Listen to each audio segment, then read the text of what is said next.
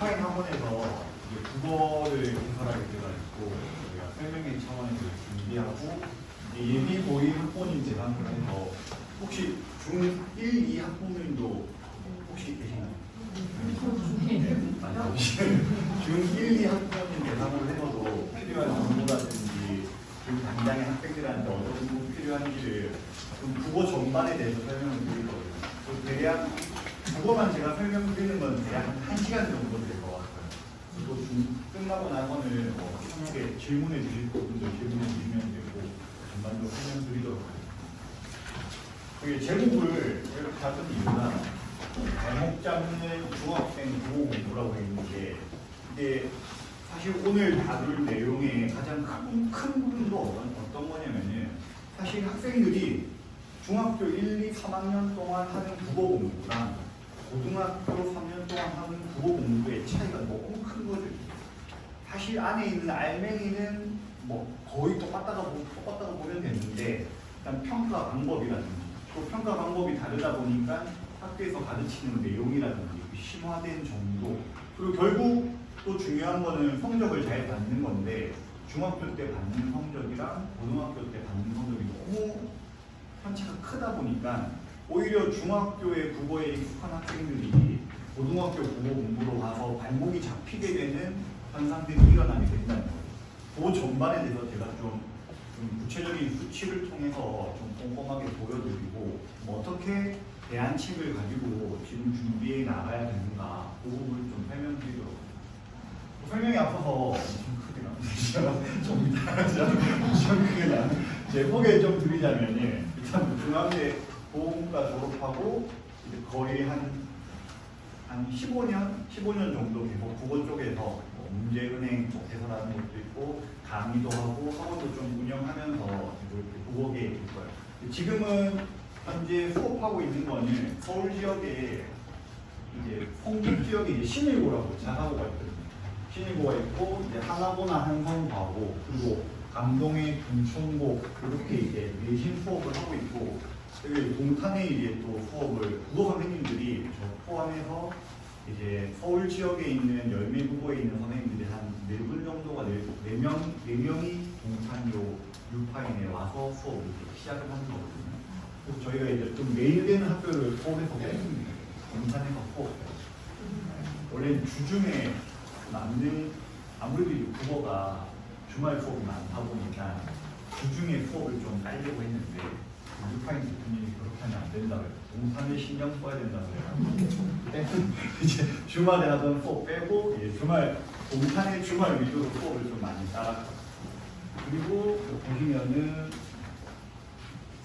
그리고 이건 잠깐 저희 뭐 하는 학교들 대부분 하는 학교들 소개 차원에서 그냥 넣은 건데 일단 강북 지역에 있는 신일고라고 이제 자사고가 있는데 사실 이 근방에도 뭐 동탄국제고라든가 구리고 같은 자사고가 있긴 한데 여기 자사고도 좀 잘하는 편이고요.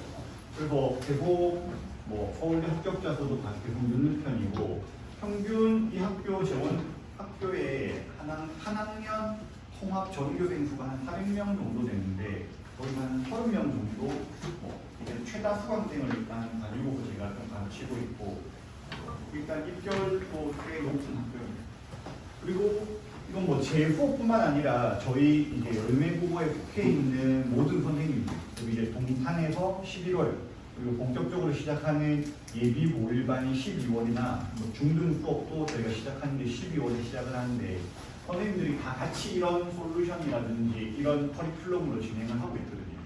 그리고 국어라는 게 이제 수학, 영어랑 좀 다르게 아무래도 정규 수업을 깔 수 있는 시간이 일주일에 한 번밖에 또 안 되다 보니까 이게 뭐 선생님들이 1시간밖에 안 돼서 그런 게 아니라 학생들이 영어, 수학, 또 과학 이렇게 뭐 시간표가 많다 보니까 사실 국어를 저희가 학생들을 붙잡고 일주일에 2번 이상 하고 싶어도 못하는 경우가 많거든요. 그래서 이 일주일에 한 번인데 또 한편으로는 일주일에 한 번 강의 수업을 잘 듣고 알아서 하는 학생도 있겠지만은 대다수의 학생들이 일주일 내내 국어 공부를 과연 어떻게 꼼꼼하게 관리적으로 좀 체계적으로 공부를 자습을 할 수 있을까가 쉽지가 않지 않습니까?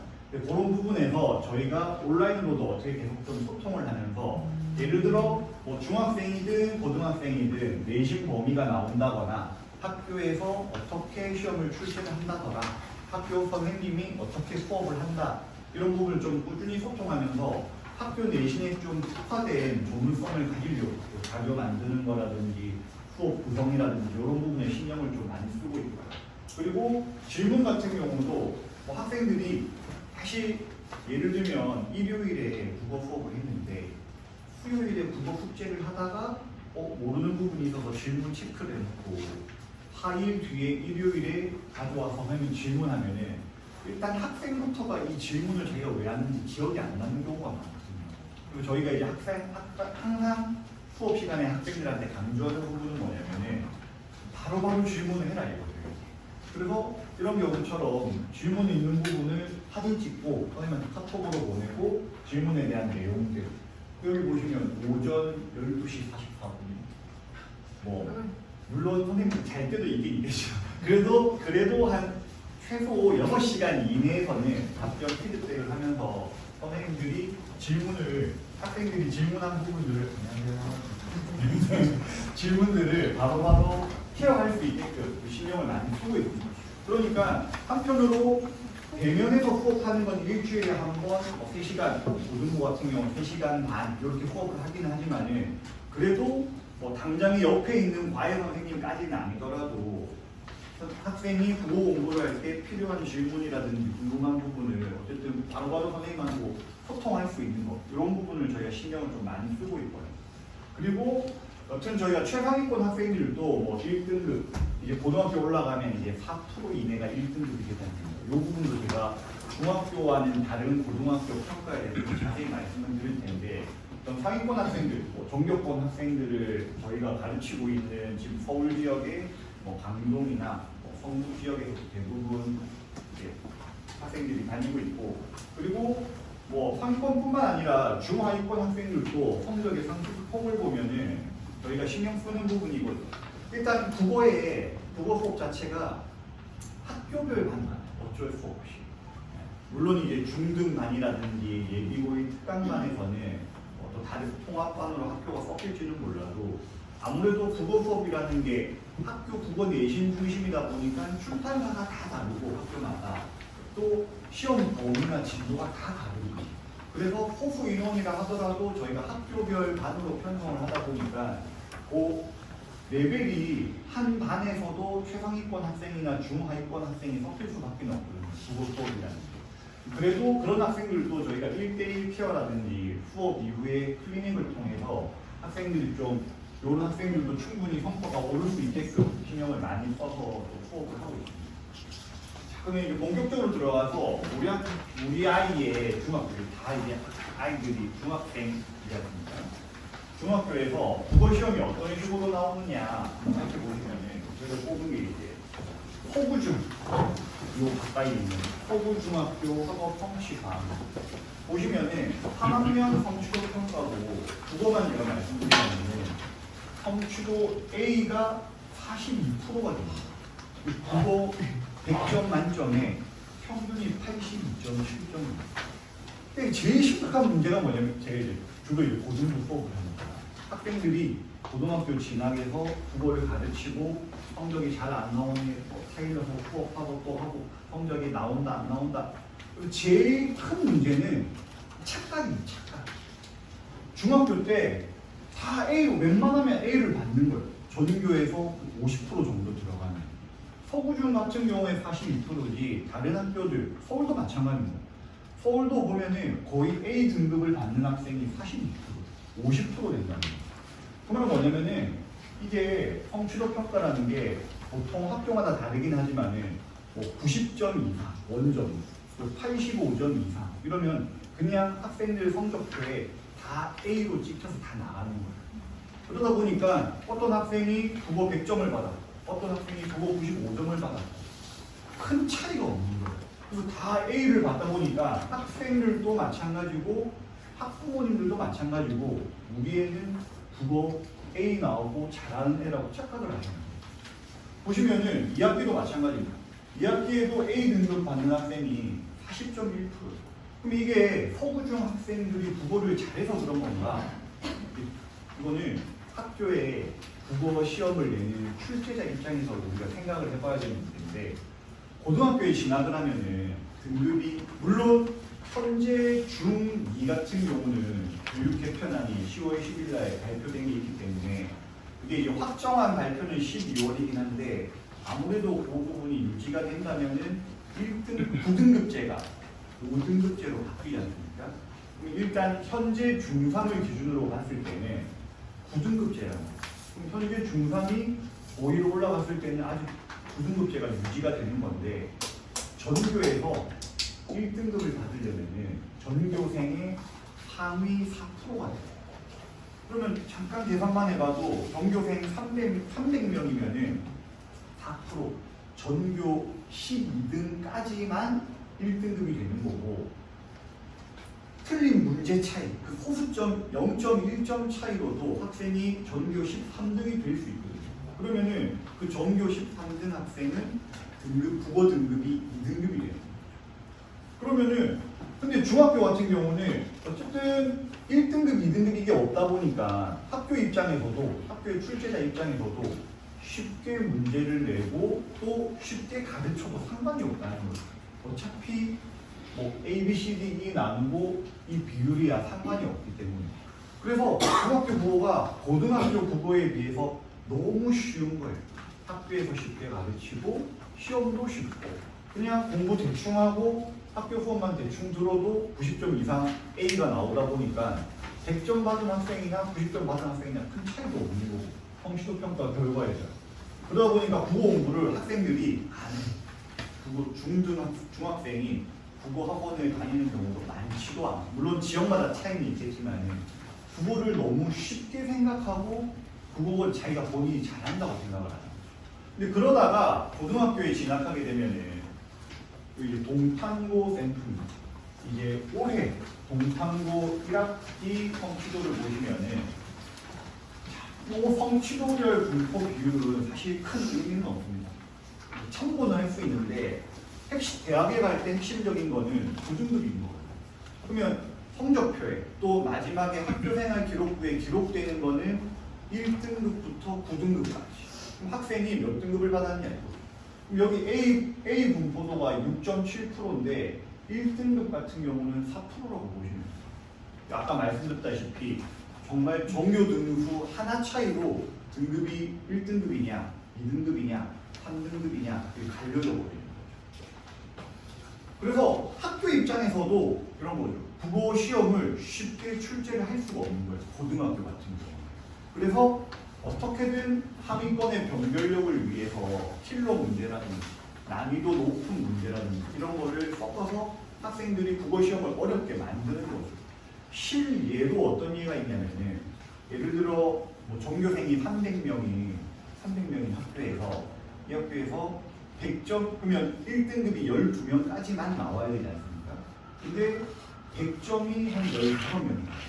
예를 들자면 실제 이런 경우들이 간혹 발생하지도 않는데, 그러면 그 시험 같은 경우는 1등급이 없는 시험이에요. 100점을 받아도 다 2등급이 돼요. 그러면 학교 입장에서도 불리한 거죠. 애들 어쨌든 상위권 애들은 잘하게 만들어서 학종이든 수시 전형으로 학생들을 대학을 잘 보내야 되는데 다 2등급이 나오면 안 되잖아요. 그래서 어떻게든 상위권의 변별력을 만들기 위해서 100점이 없는 시험을 만들려고 노력을 한다는 거죠. 물론 그렇게 해도 엄청 해서 100점 나온 애들이 간혹 전교에서 한두 명 나오기도 해요.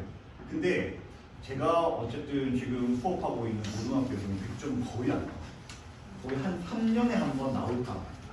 그만큼 국어가 어려워진다는 거예요, 사실은. 그러면서 이건 또 1등급 문제고 전교 1등의 문제인 거지. 그러면은 보시죠. 아니 국어 잘한다고 A 계속 받던 애가 82%에서 한 30% 받던 애가 고등학교 올라가면은 1등급은 4%지만은 2등급 같은 경우는 11%가 됩니다. 11%까지. 그러면은 300명에서 전교 33등 안에는 들어야 2등급이 되는 거고, 학생이 34등을 했다. 이러면은 학생은 3등급이 되는 거죠. 그리고 3등급까지가 23%입니다. 그래서 지금 현재 예비 고일 학부모님들은 요 등급의 퍼센테이지를 정확하게 알고 계셔야 되고 진학하는 고등학교에 전교생 수가 있을 거지 않습니까? 물론 이제 뭐 전학하는 학생도 있고 전학으로 오는 학생도 있고 뭐 그게 한 자리 숫자로 조금씩 변동은 있지만은 계속 체크를 하셔야 돼요. 그게 이제 내신 등급 관리가 되는 거고 어쨌든 후시 전형에서는 요 내신 등급 관리가 중요한 거죠. 다시 알려드리자면 1등급은 4%, 2등급은 누적해서 11%, 3등급은 23%, 4등급이 40%. 아까 보셨던 A등. 그러면 중학교 때 국어를 3년 내내 뭐 1학년 자기학기 이제 빼고서라도 2학년, 3학년 내내 A를 받았던 학생도 4등급, 5등급을 충분히 받을 수 있는 거예요. 그러면 솔직히 4등급, 5등급이면은 빈서울 수도권도 쉽지가 않죠. 국영수 과가 4등급이 나온다. 그래서 돌아가서 보시면은 국어. 그래서 이걸 알아두셔야 돼요. 1등급 4%, 2등급 11%, 3등급은 23%, 4등급이 40%, 5등급이 40%에서 60%딱 가운데가 되는 거죠. 그래서 학교에서 성적이 딱 가운데 평균이다 하면은 5등급이 그 밑으로 해서 6, 7, 8, 9등급도 있는 거거든요. 그렇게 되는 거고 지금 현재 중학교 1학년, 중학교 2학년 같은 경우는 이게 이제 바뀔 가능성이 아주 높죠. 5등급제로 바뀌는데 사실 잘 생각해 보시면 큰 변화가 아닙니다. 왜냐면은 이것도 절대 평가가 아닌 상대 평가라는 거예요. 그럼 5등급제로 바뀌면서 1등급이 전교의 상위 10%가 돼요. 그럼 현재 9등급제에서 1, 2등급을 그냥 합쳐가지고 1등급을 만든 거예요. 11%가 단지 10%가 된 것밖에 안 되는 거예요. 그리고 2등급이 상위 34%까지 2등급이. 그리고 3등급이 딱 가운데 있는 거예요. 3등급이 34%부터 하위 66%까지. 그러면 잘 생각해 보셔야 될 게 지금 현재 고등학생이나 현재 중3 학생들은 뭐 아슬아슬하게 11%를 받아서 2등급을 받을 수 있지만은 현재 중1, 중2 학생 같은 경우는 고등학교 진학했을 때 아슬아슬하게 11%, 12%, 13%에 걸쳤다 하면은 그냥 2등급이 됩니다. 그래서 현재는 학생들이 내신을 관리하려면 그래도 최상위권 학생들은 1등급을 받으려고 노력하고 그래도 인서울까지 생각하는 학생들은 2등급까지는 어떻게든 방어를 하려고 한단 말이죠. 근데 앞으로 현 중1, 중2 같은 경우는 5등급제로 바뀌면은 1등급을 못 받으면은 상당히 불리해져요. 그냥 2등급이면은 그냥 통째로 11%에서 34%가 되고 이게 아무리 생활기록부에 원점수가 공개되고 뭐 학교에 표준 편차가 있다 하더라도 그냥 2등급은 2등급입니다. 같이 아울러서 생각할 수밖에 없다는 거죠. 대학 입장에서 대학이 학생을 뽑을 때 있잖아요. 그래서 이제 말이 나오는 게 면접이라거나 아니면 뭐 논술이라거나 학교가 학생들의 변별력을 더 주기 위해서 평가하는 요소들이 더 생길 거라는 이제 예측이 더 많거든요. 근데 크게 달라지는 게 아니라 어쨌든 핵심은 뭐냐면은 중학교 때는 절대평가의 성취도 평가라면은 고등학교 올라가서는 상대평가라는 거예요. 학생이 평균 이상 잘하는 게 중요한 게 아니라 전교에서 상대적으로 몇 프로 안에 들어가냐 뭐 이런 게 되는 거고 결국 대입이라고 하는 것도 사실 대학의 서열화를 비판하는 경우도 많이 있지만 어떻게 보면 당연한 거지 않습니까? 그러면 대학도 상대평가로 서열화가 돼 있고 어쨌든 학생이 원하는 좋은 대학을 가기 위해서 그 상대평가 내에서 상대적으로 좋은 결과와 좋은 퍼센테이지 내에 좋은 등급을 받는 게 뭐 당연한 게 되는 거예요. 그래서 고등학교 때는 시험이 많이 어려워요. 보시면은 일단 정리를 좀 해드리자면은 일단 난이도 자체가 차원이 많이 달라요. 제가 느끼기에는 남학생들이 유독 심해요. 남학생들 보면 머릿속에 좋은 학생들이 있지 않습니까? 중학교 때 국어 공부를 안 해요.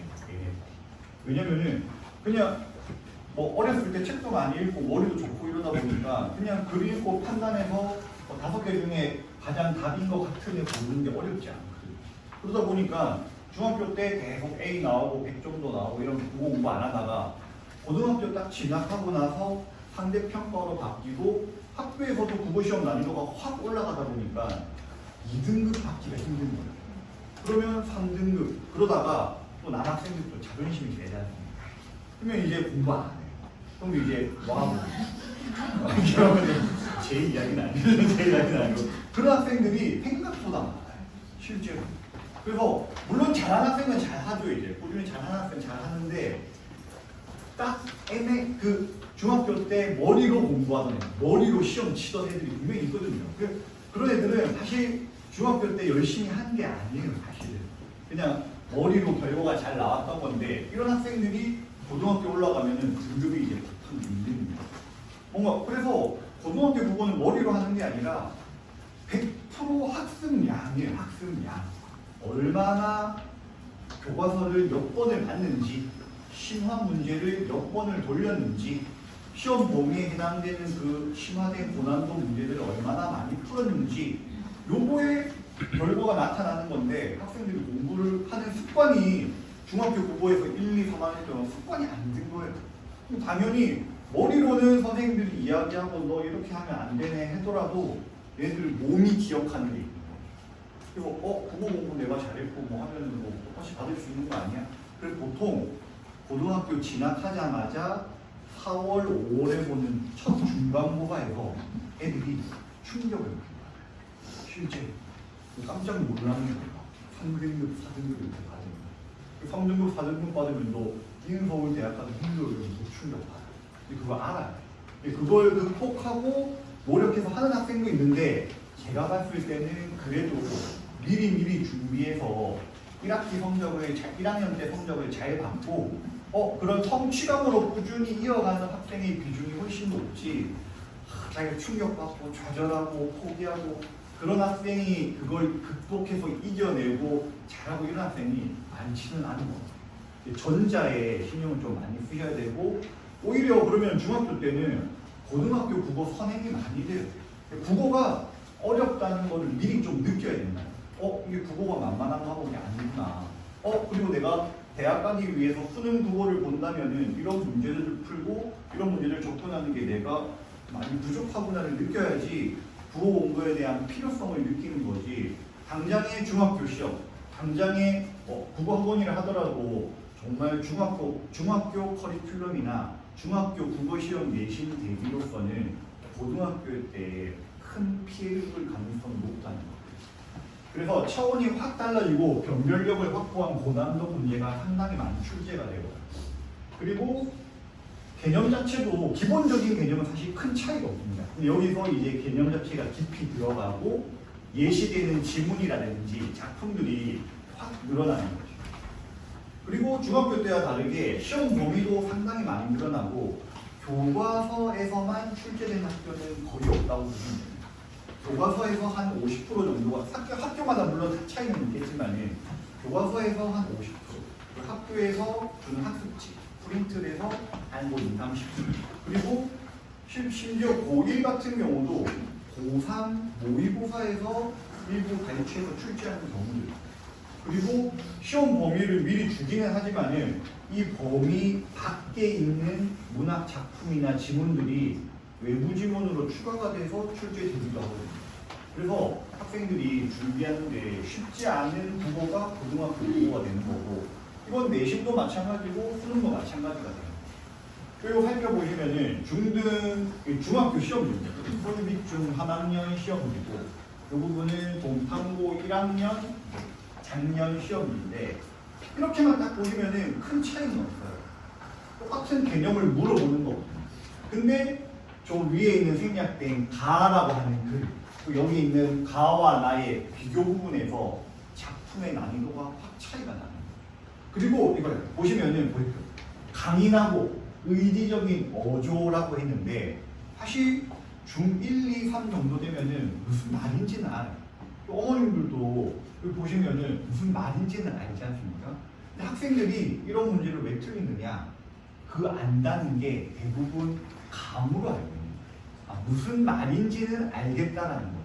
근데 여기서 이게 헷갈리는 거예요. 5개 중에 이게 1번 2, 3, 4, 5번 없이 1번만 OX 판단을 한다 하더라도 정확하게 저 의지적인 어조가 사전적 정의가 뭔지 이거죠. 의지라는 단어가 뭔지 아니? 라고 했을 때 학생들이 안다고 대답할 수 있는데 그럼 의지가 정확하게 어떤 의미를 가지고 있냐고 물어봤을 때 답할 수 있는 학생이 거의 없다는 거죠. 근데 이런 부분에 좀 치밀한 어휘 학습이 됐을 때 이런 선지에서 헷갈리지가 않는 거예요. 예를 들어 의지라는 게 무엇인가를 하고자 함이라는 이 사전의 핵심 정의를 알고 있는 학생은 이 1번 이 문제를 쉽게 풀 수가 있는 거예요. 위에 있는 지문에 적용을 해서. 근데 의지라는 단어를 느낌으로만 알고 있으면은 오답들이 막 나오는 거예요. 근데 중학교 시험은 난이도가 낮다 보니까 저런 감을 가지고만 언어적인 감만으로도 100점을 받을 수 있는데 고등학교 문제에서는 확 많이 꼬아버리고 함정도 만들고 많이 헷갈리게 만들다는 거죠. 그래서 어휘라든지 개념이 중요하고 심화된 정확한 사전적 의미를 공부하는 게 중요한 거예요. 그리고 보시면은 이게 중학교 문법 문제고 퀄비중 3학년 건 그리고 반성고 1학년 문제인데 아주 단순한 사실 보기만 보고서 이 부분의 내용 범위가 딱 정해져 있는 부분만 공부가 된 학생이라면은 단순하게 쉽게 풀 수 있는 문제기는 해요. 근데 고등학교 1학년 내신에 똑같은 유형의 의문 문제인데 이 의문 문제에서 이 문제 푸는 데랑 보통 학생들은 2분이 넘어요. 시간 소요가 많이 걸리는 거죠. 그래서 이것도 학교마다 좀 차이는 있는데 보통 동탄 지역에 저희가 지금 시험지들을 거의 분석을 끝낸 학교도 있고 분석 중인 학교도 있는데 동탄고라든지 반성고 같은 경우는 시험 문제수가 적기는 해요. 총 24문제가 출제되고 50분 동안 보는 거라서 시간이 아주 부족한 시험은 아니거든요. 사실 여기 인근 자사고라거나 저희가 또 주력으로 수업하고 있는 서울 지역에서 보면은 보통 50분에 30문제를 풀거든요. 그럼 학생들이 시간이 못 가요. 근데 24문제라서 적기 때문에 시간 여유가 있겠네? 라고 생각할 건 아니라는 거죠. 문법 문제 이 문제 푸는데 이거 하나하나 다 분석해야 돼요. 분석하고 거기서 여기까지 다 분석을 해야 돼요. 그럼 이 문제 푸는데 상당히 시간이 걸리는 거예요. 그럼 여기에 대한 학습도, 내용에 대한 개념에 대한 학습도 학습이지만은 이런 문제를 많이 풀면서 훈련도 어느 정도 돼야 됩니다. 그래야 시간 안에 매끄럽게 실수 없이 또 풀 수 있는 거기 때문에 개념 학습으로 개념을 아냐 모르냐도 중요하지만은 문제 풀 때에 시험 볼 때 훈련이 얼마나 되어 있느냐 이 부분도 상당히 중요하게 작용할 수 있는 거예요.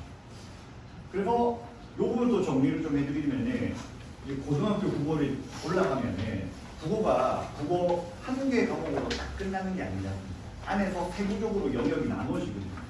그래서 고등학교 1학년을 진학하면은 학생들이 받게 되는 교과서 이름이 국어교과서. 근데 이거 당연한 이야기 아닌가 싶지만은 2학년을 올라가면은 2학년 1학기 때 보통 문학 교과서를 2학년 1학기 때는 문학만 다시 1학년으로 돌아가서 1학년 1년 동안 국어 교과서 한 권을 받고 이 국어 교과서 안에 화법과 작문 말하기입니다. 말할 화자를 작문은 글쓰기 그리고 언어와 매체 언어가 이제 문법이죠. 문법이 명칭이 3년 전에 바뀌어가지고 언어로 바뀐 거죠. 언어와 매체 그리고 문학 그리고 독서 이게 국어라는 교과서 한 권에 다 들어가 있는 거예요. 그러면은 고등학교 1학년 국어 시험 범위는 요 전체가 됩니다. 이것도 학교마다 다릅니다. 동탄고 같은 경우는 문법 비중이 커요. 1학년 1학기 때. 그래서 문법이 거의 50% 정도 출제가 되고 문학이 한 30%, 나머지에서 한 20%. 그리고 나머지 좀 일반적인 학교에서는 보면은 문학 비중이 좀 큰 편이긴 해요. 문학이 한 50%, 문법이 20에서 30%. 그리고 나머지 독서랑 화법에서 20% 정도. 이렇게 출제가 돼요. 이게 1년에 1학기 때 중간고사, 기말고사, 2학기 때 중간고사, 기말고사, 총 4번의 시험을 보는 거죠. 그러고 나서 아까 말씀드렸다시피 2학년을 올라가면은 2학년 1학기 때는 교과서 이름, 국어 교과서 이름이 문학이에요. 2학년 1학기 반년 내내 학교에서 문학 수업 나요. 그리고 중간고사, 기말고사 시험 범위도 전부 문학에만 포함됩니다. 그리고 2학년 2학기를 넘어가면은 독서 교과서를 줘요. 이것도 학교마다 차이는 있는데 대부분 통일이 되고 있습니다. 독서 교과서를 갖고 학교에서도 독서서, 시험 범위도 독서만 나오는 거죠. 그런 식으로 되는 거고, 또 이게 수능에서도 아시다시피 총 80분 동안 45문제를 푸는데 문학이 17문제, 독서가 17문제. 그리고 지금 현재는 이 둘 중에 하나를 선택을 해요. 학생들. 11문제, 11문제.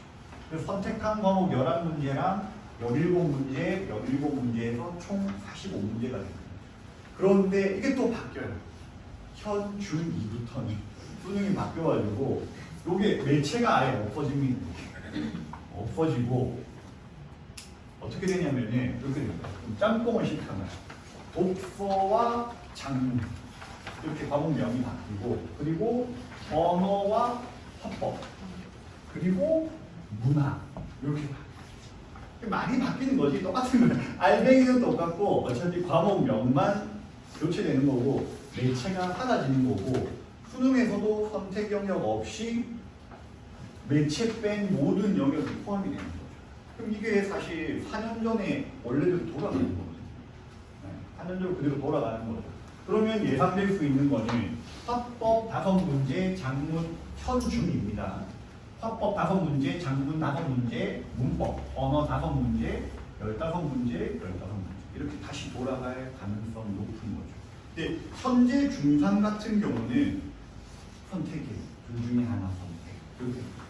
그래서 뭐 당장도 고민을 해보셔야 될 게, 그래서 학생들이 이 선택을 하는 데 있어서 가장 이상적인 건 뭐냐면은 1학년 때는 문법이 필수라는 거예요.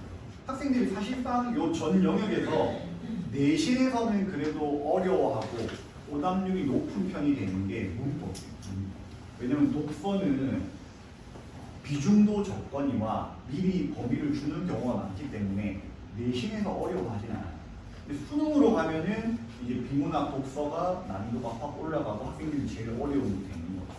그래서 요 문법을 어차피 1학년 내신 때 할 거지 않습니까? 당연히 필수로 해야 되는 거거든요. 1학년 때, 1학년 전이면 더 좋죠. 문법을 확실하게 넣는 거예요. 국어 문법 공부를 신경을 좀 많이 써야 돼요. 제가 봐본 바로는 학생들이 다른 문학이나 독서는 그래도 성적대를 많이 올릴 수 있어요. 특히 문학 같은 경우는 좀 안 하던 학생들도 한 3개월 바짝 하니까 성적이 많이 오르더라고요. 내신도 어느 정도의 벼락치기는 가능해요. 한 5등급 나온 학생이 2, 3등급 바짝 받는 거는 할만하거든요. 문법은 벼락치기가 아니에요. 벼락치기. 어쨌든 이해의 부분이기 때문에 그 문법은 사실 제일 좋은 방법은 여러 사이클을 보여주는 거예요. 문법이 크게 5개의 단원으로 나눌 수 있거든요. 예를 들어 앞부분에 의문, 그 다음에 단어, 문장, 그 다음에 뭐 단화, 중세국어 크게 5개를 나누는데 요 한 바퀴를 돌리는 거를 여러 번 돌립니다. 왜냐면은 이런 게 왜 필요하냐면은 학생들이 문법을 어려워하는 이유가 뭐냐면은 요 2단원 단어 품사를 공부하는데 3단원에 필요한 개념이 여기에 작용을 한다는 거예요. 그래서 이게 계단식으로 단원이 1단계, 2단계, 3단계 뭐 난이도가 올라가면서 밑에 기초가 돼서 올라가는 게 아니라 사실 서로 독립적이면서 또 한편으로는 서로 다 연결이 돼 있는 거예요. 그래서 문법을 내가 학생이 본격적으로 공부한다 했을 때 처음부터 이걸 공부하게 되면 여기서 이해 안 가는 것들이 생긴다는 거예요. 그래서 제일 좋은 방법은 뭐냐? 좀 단기간에서 두고 여기서 100% 이해가 안 가더라도 한 70% 정도 이해하고 2단원으로 넘어가는 거예요. 그리고 또 2단원에서도 100% 이해가 안 가요. 왜냐면 여기서 3단원을 안 배웠으니까. 그럼 2단원 공부하고 한 70% 정도 이해하고 넘어가는 거예요. 그리고 그렇게 넘어가서 다시 돌아오는 거예요. 다시 돌아와서 하다 보면은 그 다음에는 80%, 그 다음에 90%. 그래서 보통 한 3바퀴 정도는 돌았을 때 학생이 문법에 대한 이해가 그래도 좀 깊이 있게 잘 잡히게 되는 거고 내신에서도 웬만하면 안 틀려요. 그래서 학생들이 그걸 많이 어려워하고 실제로 후포자라는 말이 있는 것처럼 고등학교 내신 들어가서도 문법이 어려워서 포기하는 학생 이해가 안 가는 거죠. 근데 제가 방금 설명드렸듯이 문법이 어려워서 이해가 안 간다기보다는 이런 단원의 구조 때문에 이게 어쩔 수 없는 거죠. 어떻게 보면. 그래서 미리 전체적인 문법을 학습이 된 학생이랑 그리고 아예 처음부터 한다고 해서 시험 범위가 여기라서 여기만 바짝 한 학생이랑 차이가 크다는 거죠. 그래서 이렇게 보시면 되고 그리고 문학, 독서 이렇게 고등학교 전 과정이 이렇게 형성이 돼 있고 고3이 되면은 학교에서 EBS 수능 특강으로 수업을 합니다. 대부분의 학교. 뭐 전국 강좌하고 빼고는 EBS 수능 특강으로 학교 수업을 하고 3학년 1학기 중간고사, 기말고사 같은 경우도 여기서 출제를 하는 거예요. 보통 문학이 한 80% 정도. 그리고 독서나 뭐 선택은 이제 주로 빼죠. 독서가 한 20% 정도. 이렇게. 자 그러면은 지금 현재 중학생들은 뭐 예비 고1이 됐건 중1, 2가 됐건 어떤 식으로 국어 공부를 해 나가야 되냐? 기본 개념 학습은 당연한 거죠. 저희도 지금 저희가 그 국어 테스트를 학원에서도 하고 있거든요. 그래서 학생들이 학원에 와서 뭐 재원생도 비재원생도 상관없이 학원에서 무료로 진행을 하고 있는데 저희가 만든 국어 모의고사 시험지가 따로 있거든요. 이 시험지는 기출 문제, 수능 기출 문제는 아니고 인근 뭐 동산고, 단송고 한료 인근 고등학교의 고1 기출 문제를 15문제로 해서 아까 보여드린 요 영역 이걸 다 포함시켰어요. 2문제, 3문제씩.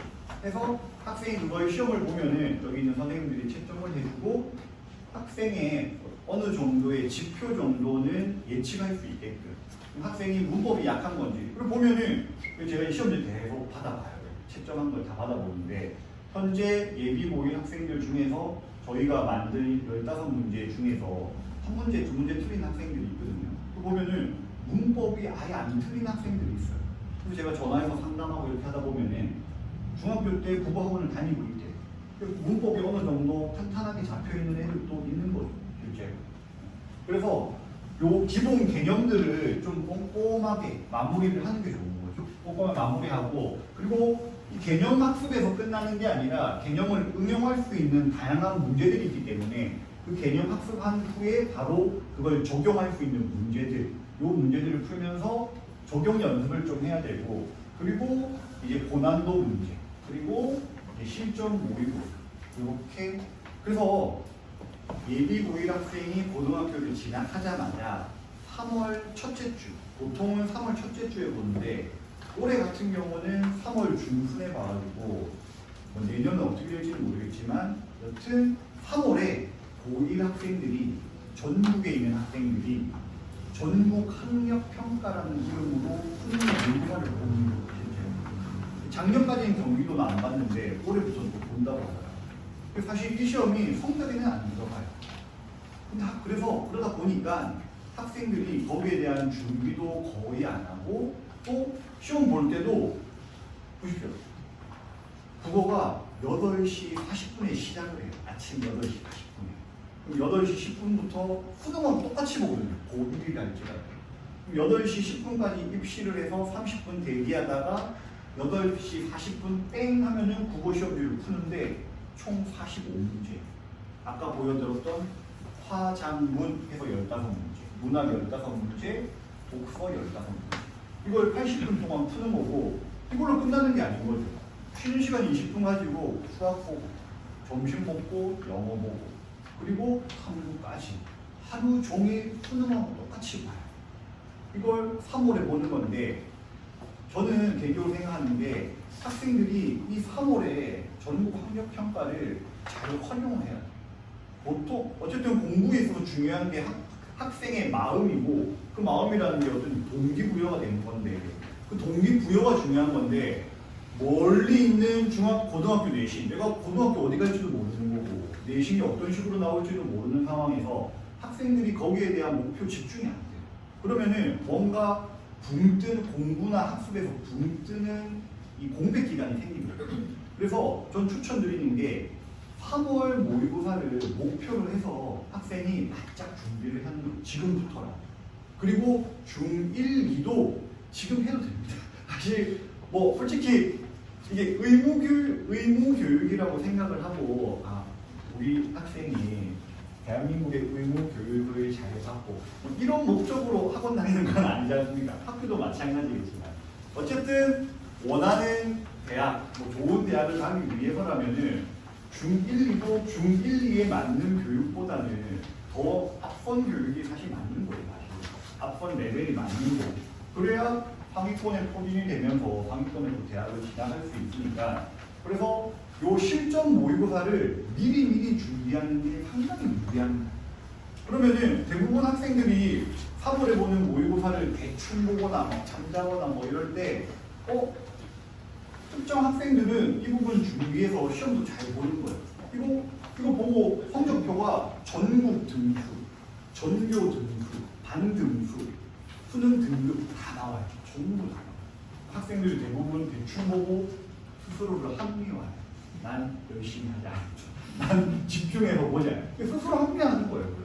근데 그게 아니라 바짝 준비해서 여기에 대해서 성취감을 느끼게 되면은 이 안에 있는 알맹이들, 국영수가 다 포함해서 여기 있는 알맹이들이 내신에 다 연결이 되는 거고 이 시험 잘 보는 학생들은 내신을 잘 볼 수밖에 없어요. 사실 서로 다 시험 스타일만 조금 차이 날 뿐이지 안에 있는 알맹이 내용들은 다 똑같다는 거예요.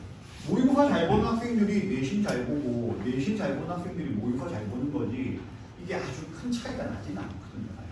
그래서 지금 딱 학교가 배정되지 않은 상태에서는 좀 상위권 학생이고 1, 2등급 목표로 한다 하면은 모의고사 준비 그러면 당장의 고1 지출 문제들이 있거든요. 시중에 서점에도 있습니다. 45문제 그대로 작년, 재작년 그대로 출제됐던 그 시험지가 해설까지 해서 파는 교재들이 많이 있어요. 그걸 학생이 풀어보고 내가 지금 몇 점 나오고 몇 등급이네? 내가 만약에 작년에 이 시험을 봤다면 전국에서 몇 프로네? 이걸 알 수 있단 말이죠. 그런 객관적인 지표를 학생 스스로가 알아야 돼요. 내가 국어를 우리 학교에서 A만 받는 게 아니라 전국에서 내가 3등급밖에 안 되는구나. 퍼센테이지로 치면은 19%구나. 이 정도면 내가 고등학교 올라가서 등급도 못 받을 거고 원하는 대학에 진학하기 힘들 수 있으니까 더 해야겠다는 좀 구체적인 정보로 구체적인 동기부여가 돼야 된다는 거예요. 목표가 좀 명확하게 돼야 된다는 거예요. 그래서 실전 모의고사 통해서 학생들의 좀 객관적인 위치 파악 그리고 좀 꼼꼼한 학습이 마무리될 수 있게 하는 게 중학교 국어에서 필요합니다.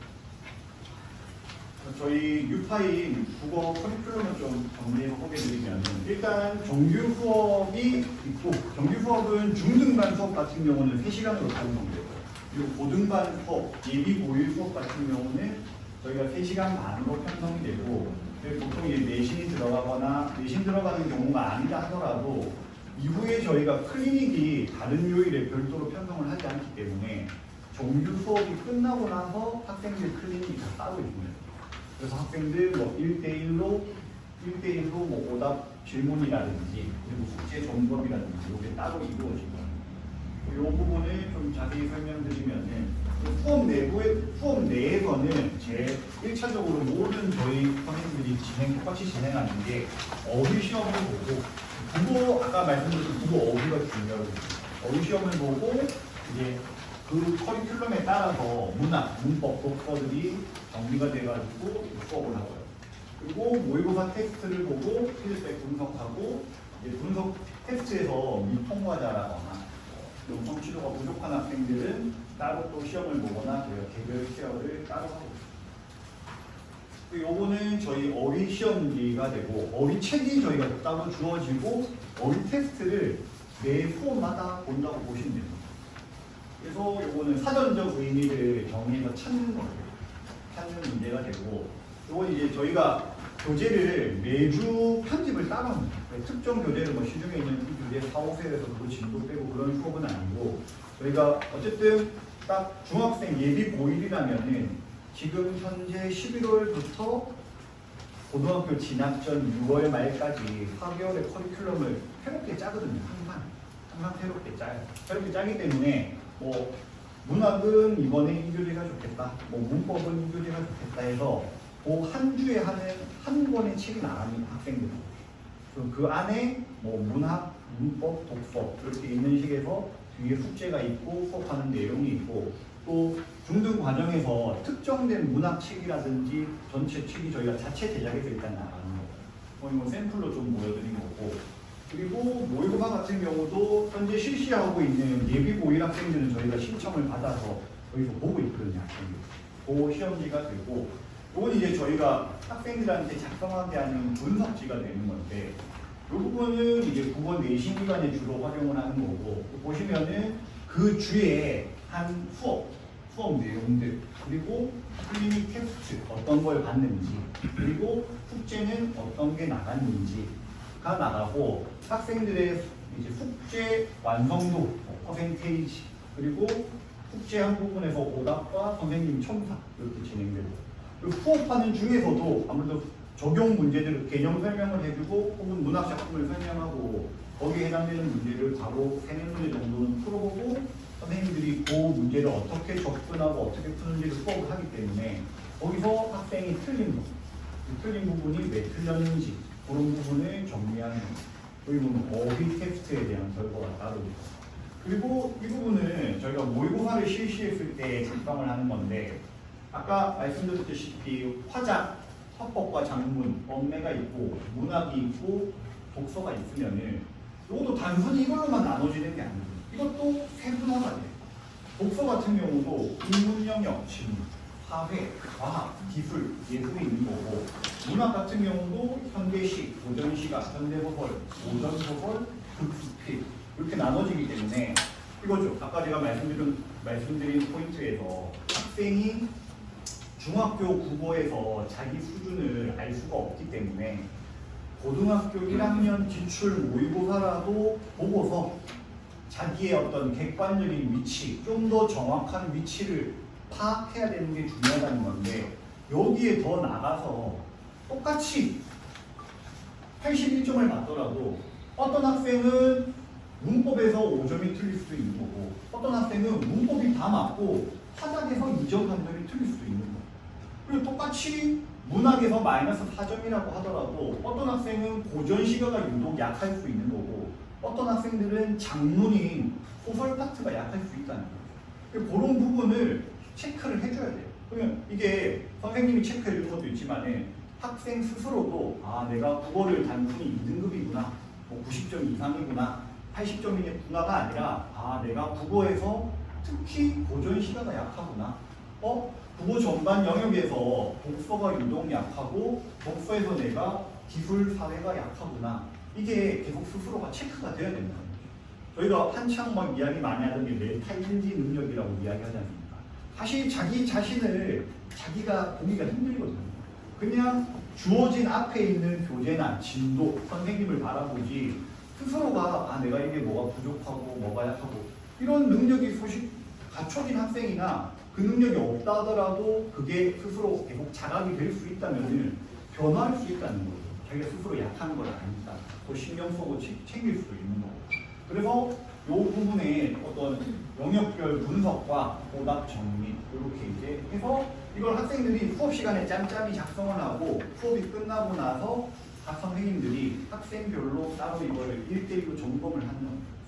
질문 학생들 나눠서 질문하고 그리고 하나하나 점검해서 부족한 부분이나 숙제 안 된 부분 이런 부분은 완성하게 해서 이제 하원을 하고 이 부분은 저희가 다 수업 끝나고 나서 다 클리닉 끝나고 나서 다 거둔 다음에 전부 다 스캔을 따로 합니다. 스캔을 따로 해서 학부모님이랑 학생한테 카톡으로 따로 보내드려요. 그래서 이 카톡에 정리된 거는 아까 이 부분에 정리되어 있었던 수업 내용, 숙제 내용, 그리고 일주일간의 국어 공부를 어떻게 신경을 써야 된다. 지금 단계에서 혹은 지금의 과정에서 어떤 부분이 중요하다 코멘트와 그리고 저희가 수업한 영상 수업은 전부 촬영을 다 따로 하고 있거든요. 그리고 촬영한 영상하고 학생이 작성한 문서지 이렇게 해서 학부모님한테 매주 카톡으로 보내드리고 학생한테도 보냅니다. 스스로 좀 다시 보라. 보고 그리고 뭐 복습을 한다거나 뭐 특정 부분의 문학 작품의 해설이라든지 문법 같은 경우는 두 번, 세 번 봐야 될 부분이 필요하니까 스크롤해서 볼 수 있게끔 따로 영상으로 제공해서 주고 있어요. 그리고 이런 경우는 학생이 결석을 합니다. 결석을 하면은 이게 자료 따로 보내주고 그것도 따로 링크 따로 보내줘가지고 학생이 스스로 다 해요. 하고 안 하면 다음 시간에 만나요. 다음 시간에 집에 못 가니까. 그래서 요거를 작성한 다음에 본인이 이제 사진을 찍어서 이제 보내주는 거예요. 그리고 일주일 안에 국어학습이 어떻게든 완성될 수 있도록 하고 거기에 대한 피드백은 저희가 바로바로 매주 드리고 있는 거고 그리고 저희가 유튜브를 따로 운영을 하고 있어서 사실 문학 작품만 검색해도 웬만한 건 다 나옵니다. 보시면은 동영상이 465개인데 지금 한 500개가 넘었을 것 같고 구독자 수는 구독 안 하셔도 됩니다. 지금 구독자 수가 한 180명 되는 것 같은데 학생들이 안 하더라고요. 안 해요. 그런 것 같아요. 했다가 줄어들어요. 제가 느낀 거는 올릴 때마다 줄어들어요. 막 뜨는 것 같아 이게 새로 올리면 자기 딴 거보다 뜨니까 구독을 취소하는 것 같은데 여튼 자기 필요한 수업을 검색하면 작품도 나오고 각 자기 수업별로 이게 있다 보니까 그건 바로바로 링크해서 볼 수 있는 거고 이게 한 2주간은 해당 학교 거는 비공개 처리가 됩니다. 딴 학생들이 보면 안 됩니다. 비공개 처리돼서 학생들이 복습이 다 끝나고 어느 정도 효용성이 떨어졌겠다 싶을 때 공개 전환을 따로 하는 거예요. 그런 학생이 있더라고요. 학원 끊고 보고 싶어요. 고등학생 중에. 그래가지고 비공개 공개 전환 처리하면서 이게 저희가 이렇게 있다고 보면 되고 그리고 지금 현재 저희가 중등반 편성한 수업이 여기 매주 토요일에 오전 10시부터 1시까지 해서 중등 기본반이 따로 있어요. 요거 1반, 2반은 레벨은 아닙니다. 그냥 시간표상 나눠서 선생님 관리해서 편성한 거기 때문에 똑같은 어떤 수업이라고 보시면 되고 똑같은 교재 그리고 뭐 아까 말씀드렸다시피 한 반에 레벨 차이가 있다 하더라도 그 부분은 저희가 개별적으로 케어하거나 할 거기 때문에 그거는 크게 걱정 안 하셔도 될 것 같고 중등 심화반 같은 경우 여기 나눠지는 게 기본반 같은 경우는 현재 중1, 중2 대상인 거예요. 그리고 심화반 같은 경우는 현재 중2, 중3 대상 중3 대상으로 해서 이렇게 진행이 되고 그리고 여기 이제 예비 고일반입니다. 저희가 12월에 다 개강을 하고 일단 학교별로 편성을 해서 동상고 예비 고일반, 강정고, 반성고, 예상고만 일단 편성을 해놨고 근데 사실 저희가 이제 아까 말씀드렸다시피 12월, 2월, 1월, 2월에 학교도 배정도 안 했는데 내신 수업을 하는 건 사실 의미가 없거든요. 그래서 뭐 저희가 어쨌든 학교 집중을 위해서 학교 네이밍은 앞에다 붙여놓긴 했지만은 여기서 수업하는 과정들은 예비 모의 전 과정이라고 보시면 되고 사실 3월 모의고사 준비를 한다고 보시면 됩니다. 3월 그래서 다른 학교 학생이 뭐 들어도 상관없습니다. 그 학교의 거를 막 특별히 다루거나 이러지는 않을 거기 때문에 수능 국어 중심의 3월 고1 기출, 3월 고1 학력 평가를 대비한다. 이렇게 이해하시면 되고 아까 말씀드렸다시피 그걸 철저하게 대비해서 그게 잘 받으면 내신은 거저 나오고 한 달 뭐 보통 학원에서 6주 정도 내신 대비반을 편성을 하는데 그거 준비하는 게 훨씬 수월할 수 있죠. 이렇게 그리고 이거는 설비중 2학년 특강인데 이거는 저희가 따로 중등반에서 진행하는 프로젝트도 있고 해가지고 설비중 2학년 내신 수업이 따로 여기는 저희가 좀 더 빠르게 좀 문법을 아직 좀 부족하다 하는 경우는 아까 좀 보여드린 요 예비고 일반 하기 전에 한 바퀴를 빨리 돌리라고 여기 만들어놨습니다. 요거는 딱 3주만 4시간씩 문법만 쭉 빼는 거예요. 근데 저는 여기 추천드리는 게 아까 말씀드렸다시피 학생들이 문법 베이스가 조금 없는 상태에서 처음 들어서는 이해 안 가는 게 많아요. 그래서 한 이 수업에서 한 내가 70% 정도만 이해하자 이렇게 목표를 가지고 한 바퀴 돌고 다시 12월 개강할 때 이때 문법 수업이 어쨌든 포함이 되거든요. 다시 두 번째 사이클로 넘어가서 하는 게 훨씬 좋은 거예요. 그리고 3월에 내신반 들어가서 학교에서 어차피 문법 진도가 나가고 시험 범위에 포함이 될 거란 말이에요. 그때 다시 세 번째 사이클이 되는 거예요. 그래서 요거는 문법 한 11월에 시작하고 12월 9일 예비 모의반이 시작할 때 종강